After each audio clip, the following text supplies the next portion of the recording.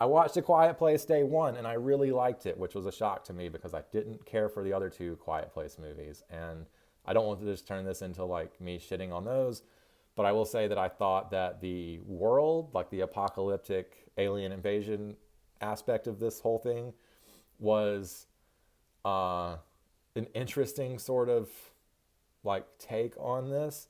But our entryway into that being this boring Midwest farmhouse family was just like not for me. I just had no interest in that.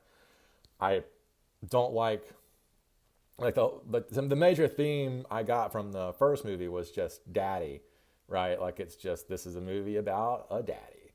And then the second movie is like basically the same theme, but it's like, what if daddy couldn't daddy because kids were dead? And then a new kid comes along and he thinks he's gonna daddy that kid, but she kind of moms him. Just wasn't, I don't care. I don't care about these boring Midwestern white people who are just trying to like continue to live their nuclear family life even though everyone is dead. Um, this was way more interesting than that. I thought the performances were amazing. I mean, we all know she's incredible, right? Like, she's been incredible forever.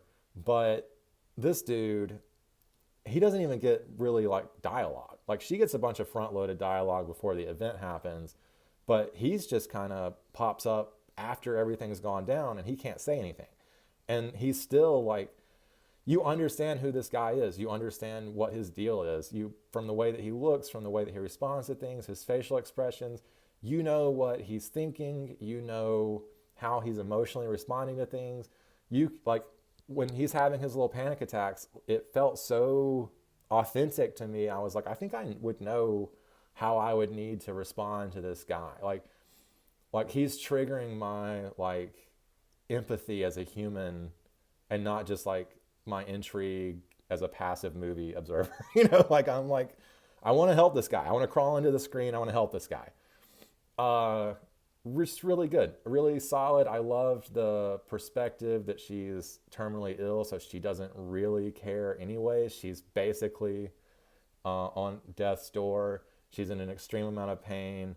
Everyone now is worried about death, and this is a thing that she's already had to face. She's already come to terms with her mortality in a way that the people around her haven't. And it's just a great little story of humanity in this incredibly dark moment. I really appreciated that more than what we got in the first two ones.